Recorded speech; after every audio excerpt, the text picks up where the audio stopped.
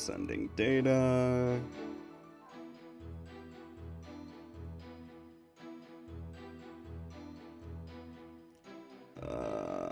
There we go.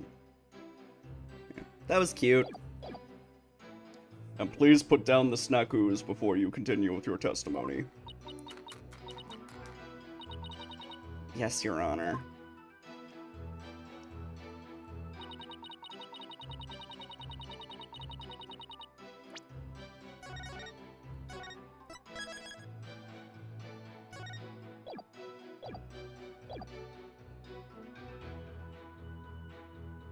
Mr. Rios was going to first steal the grammary notebook from the defendant.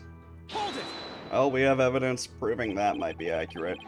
What evidence do you have that Mr. Rios actually stole the notebook? Well, you see, whenever you're ready, Detective. Fret not, Detective Sky. You have nothing to repent for. You should be proud of the fine forensic discovery that you made. Forensic discovery? And what did she discover specifically? Detective Sky identified a certain set of fingerprints on the notebook. Upon further inspection, she determined that they belonged to Mr. Rios. What? The detective found the fingerprints entirely of her own volition. For that, I must say, well done, Detective Sky. Ugh. Get a little too addicted to using your precious white powder, did you, Emma? That has other implications, Apollo. Now, Detective Sky, I would ask you to explain exactly how Mr. Rios intended to use the notebook to exact his revenge. Alright, well first he stole the notebook. He then intended to reveal the secrets behind their magic trick during the show. Hold it! I'm going to reveal all of Troop Grammary's secrets on stage today. That's what Mr. Rios himself said, right? Right, but he didn't exactly specify which Grammary secrets he was talking about. But the prosecution thinks he was referring to the secret behind Troop Grammary's magic. Yes, that is the prosecution's assertion. When the accused realized that Mr. Rios was to reveal her family's most closely guarded secrets, she naturally panicked. So basically, Trucy's notebook was hiding in Mr. Rios' things because he had stolen it himself? I see. Truly a motive that only a magician could have. Yes, that's what the prosecution believes anyway. That was the victim's plan for revenge, and while he did in fact steal the notebook. Hold it! Do you really believe what you're saying, Detective Sky?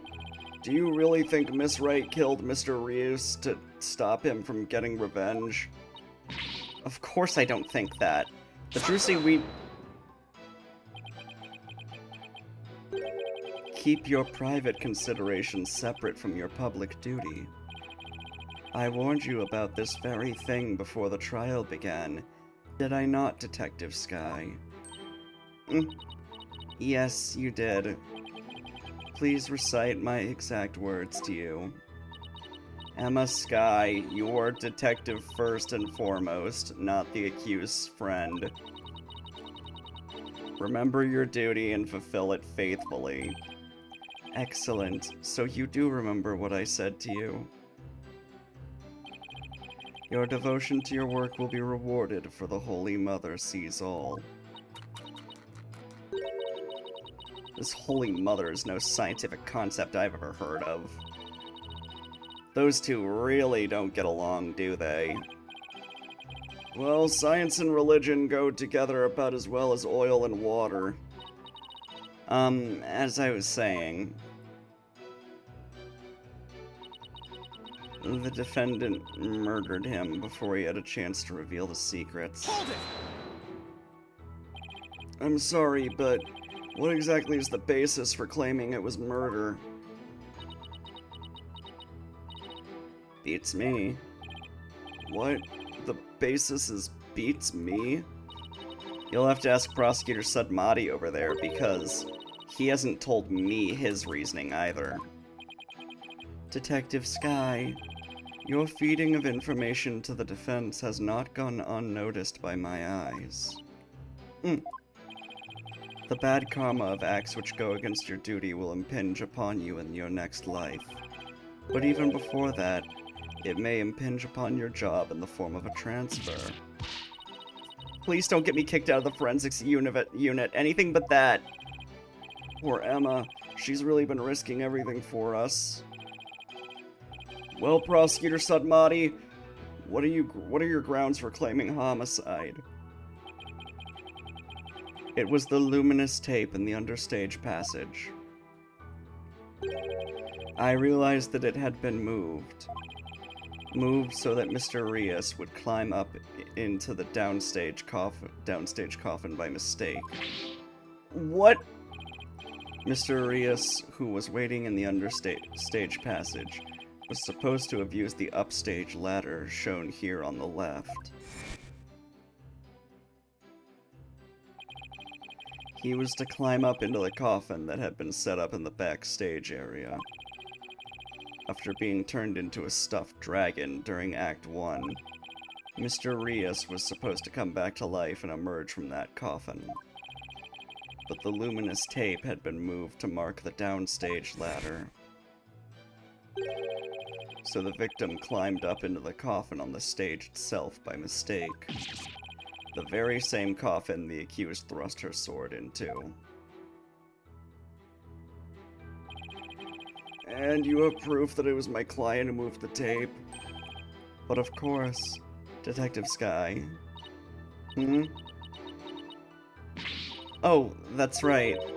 I identified the defendant's fingerprints on the luminous tape. You what? He actually had proof? Well, defense, are you finally ready to let it all go and move on? Absolutely not. Detective, please add the information about the prints on the tape to your testimony. The defendant's prints were on the tape. I guess she must have moved it during the show. She was wearing gloves during the show.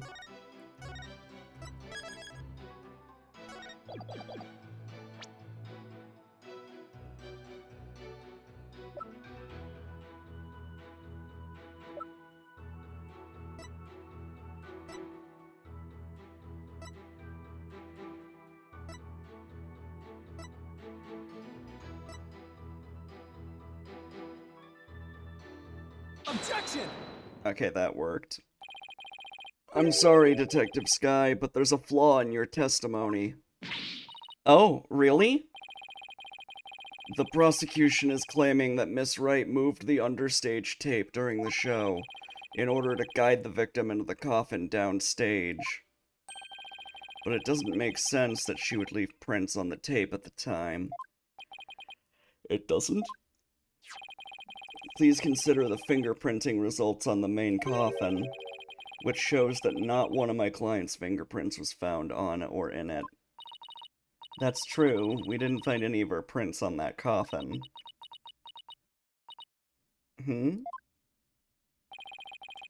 I think you've realized what the flaw in your testimony is. Claiming Miss Wright left prints on the tape during the show is inconsistent with the facts. Because she was wearing gloves during the show. Oh! She must have left prints sometime before the show started. In other words, her prints do not prove she moved the tape to mislead the victim. The prosecution's investigation was insufficient. Oh my. But on a personal level, I'm very happy about that. Well, Prosecutor Sudmati, if the defense's argument is true, then you have no evidence the defendant moved the tape to deceive the victim. I see. Apparently the defense is more intelligent than I had thought. More than a stink bug, at any rate. Come on, you can bump me up to at least a stag beetle now, can't you? Would that really be any better? Of course, way better. Stag beetles are cool. Those huge mandibles are theirs. If the defense wishes to be promoted to a stag beetle, then answer me this question. Alright, shoot. Even with no evidence that the accused moved the tape to misguide the victim still climbed the ladder using the tape as a guide, and entered the coffin on the stage. The accused then thrust her sword into said coffin with the victim in it. So what you're saying is, the fact remains that the victim was stabbed to death, right? Precisely. However, this does drastically change one aspect of this case. If the accused did not lead the victim into the coffin on purpose, then it means the victim's death could have been accidental. If it was indeed an accident, the defense can argue that it was involuntary manslaughter. I see. If it was involuntary manslaughter, they could plead extenuating circumstances, and the severity of the crime could be mitigated. Defense, if you believed the accused did not murder the victim, then do you argue that it was an accident? This is it, the all-important question. The defense argues that Mr. Reeves' death was... oh, it was murder.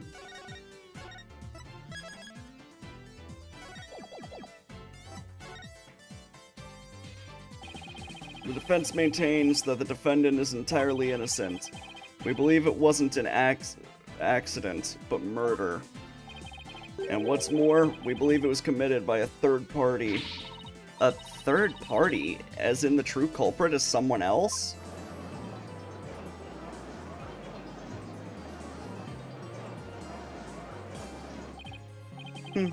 That is quite a brazen claim to make, and one wholly without grounds. Your voice is as loud as your suit, and your mind echoes just as loudly in emptiness. Surely you were but a loud red pepper in your previous life. I've been demoted to a vegetable? Wow, I didn't know a person could be reincarnated as a non-sentient plant.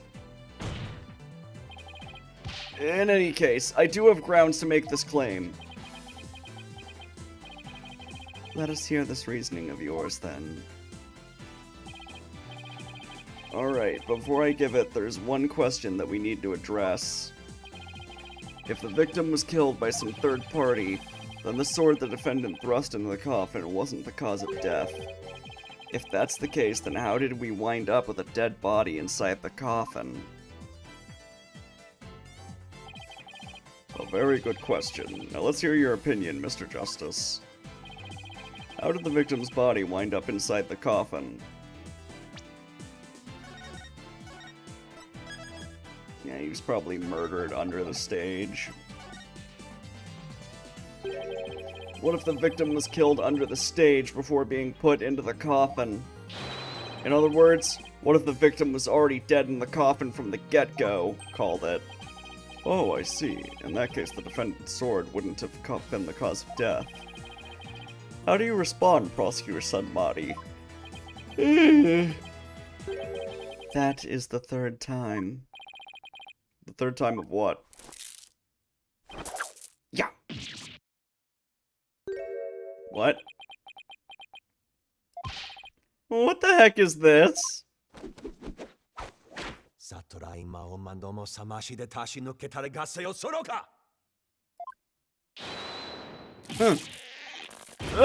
Ow! Ow! My head! Why do we always have to get assaulted by the prosecution? What do you think you're doing? Even the merciful Holy Mother loses patience if she is struck 3 times.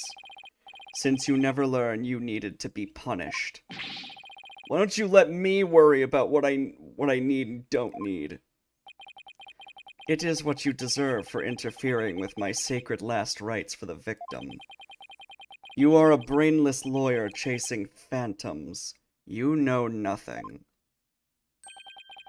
Let this humble servant of the Holy Mother give you an edifying sermon. A sermon? Now? There is a passage in the sacred scriptures of Karanism. A cornered frog will swallow even a snake. Huh? A cornered lawyer has unexpectedly struck back hard against the prosecution. Did I get it right? No, for I am not done with my sermon. And yet the frog still dies, its belly and bitten torn from within. Just great. And in this case, you are that frog defense. What exactly is your point anyway? Let us assume for a moment that the victim was killed under the stage. Who then had the opportunity to do so during the show? Let's see, the people in the show were Bonnie DeFam, the victim Mr. Rios, and Trucy Wright.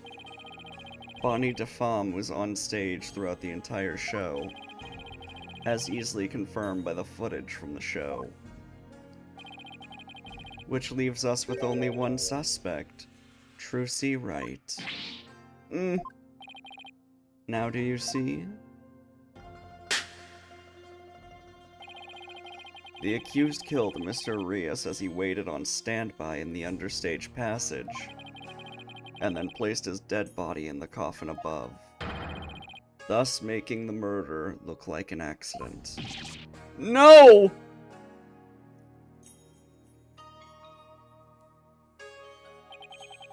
O great and merciful Holy Mother, thus another putrid mind has been guided towards enlightenment. Ugh, I can't believe I swallowed his trick question whole.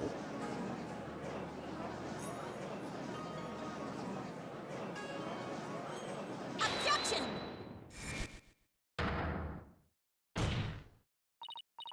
Sorry, but I have to raise an objection here. Athena, what are you... There's something I want to point out, Apollo. And who might you be? You strike me as a mere child in countenance. I may be young, but I have an attorney's badge just the same. And you would contribute to this discussion in that capacity. I most certainly would.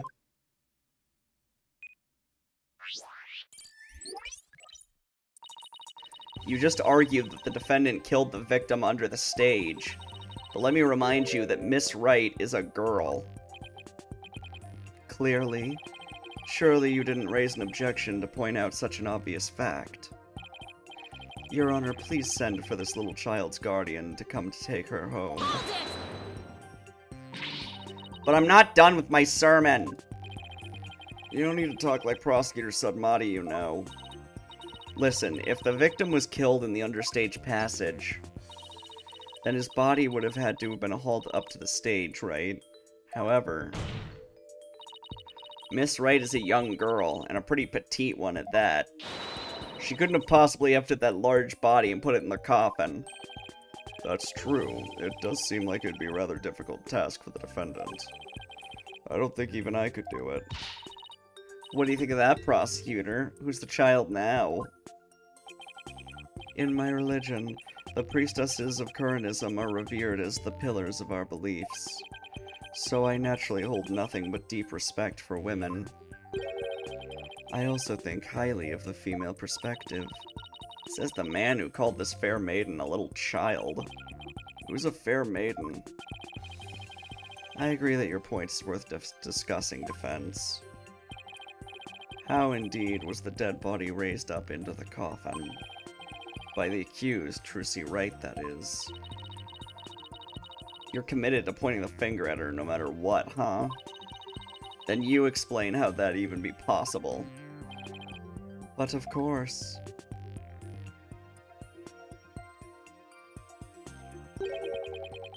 There was a way for even a small creature like her to raise the victim's body up. Huh? Wait, you really can explain it?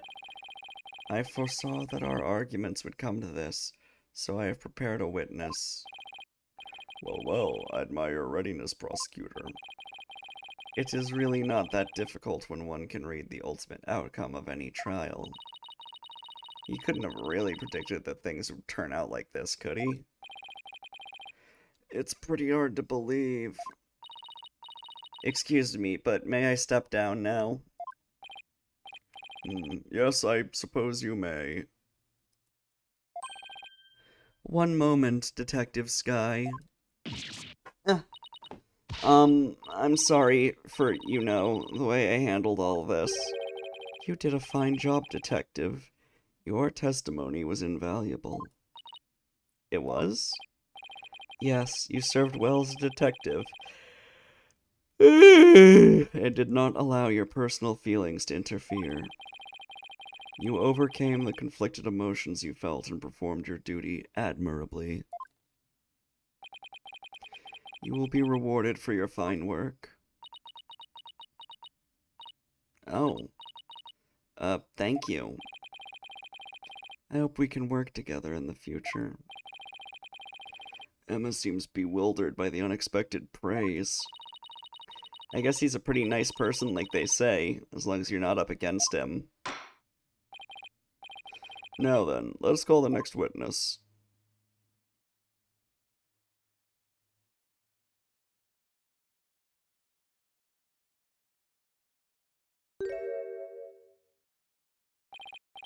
Witness, please state your name and occupation. Hello, ladies and gentlemen of the court. It's very nice to meet all of you. I'm a lagomorphing illusionist from the land of fairy tales, Bonnie de Fame. I can't wait to do some magic tricks for all of you. Please, witness, there is a time and a place for all things, including magic. Aw, but it would be okay if I do a little magic, right? Come on, please. Look, everybody's waiting. Now's my chance to shine. That is your second time. My second time doing what? There will be no further warnings. You should know that from our preparatory meeting, correct? Is no one exempt from His Holiness's rosary of suffering? May we have your testimony, witness, once you've recovered from your disappointment? Well, as a huge fan of Trucy's, I don't really want to testify against her. But I guess I have to, don't I? As a huge fan of Trucy's, huh? I hate her. I loathe her. I can't stand that Trucy right. Just because she's a little good at magic, she thinks she's all that. So this is exactly what that sniveling brat deserves. Sure, you're a real fan, all right. Of destroying Trucy, you mean.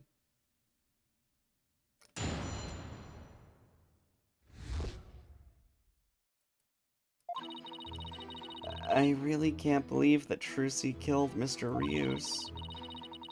I guess it's possible for a small girl to lift a dead body up if she used a stage lift. Is it possible? Could Trucy really have... If Trucy did use a stage lift, I think she must have used stage lift number 2. I was on stage for the entire show, by the way. You were on stage the whole time? And you're sure about that? There is no question. The entire audience could testify to that fact. What's more, she is shown clearly in the TV show footage as well. I couldn't have possibly killed Mr. Rius, not little old me. Therefore, the only person who could have killed the victim under stage is the accused. Furthermore, by using a stage lift, even a petite young lady could have raised the body up to the stage without difficulty. You've got to be kidding me. Very well, the defense may now cross-examine the witness.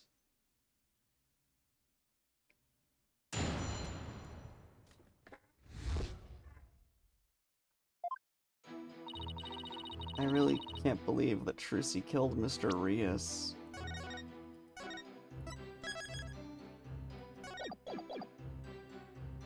Hold it!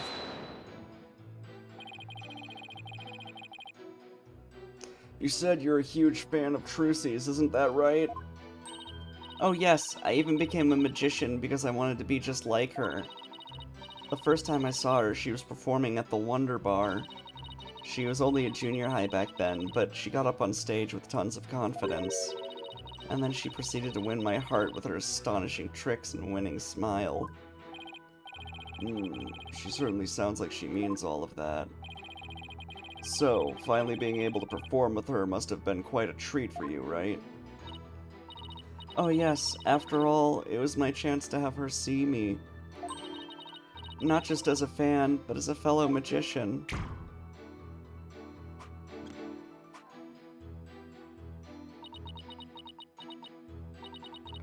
But then that horrible accident happened.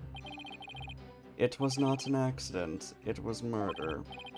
Witness, please explain if you would.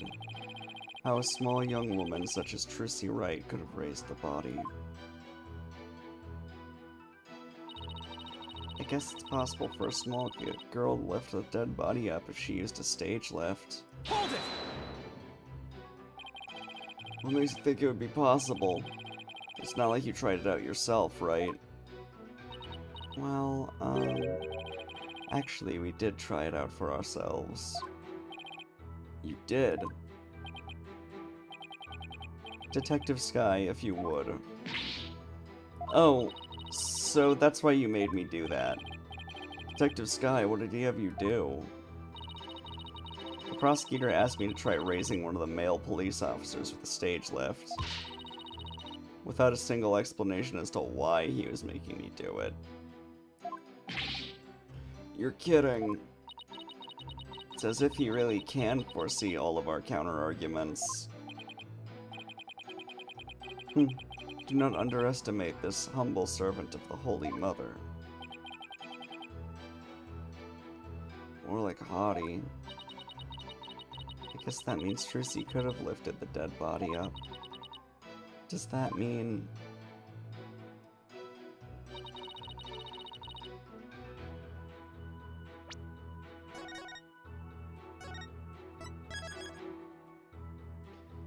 I am feeling fucking drained suddenly. I'm like struggling to keep my eyes open. So, oh god, I forgot this was on the next screen. Jesus. Anyway. Oh, nobody's online. Fuck. Alright, I'll see you guys later. I need a nap. Bye-bye.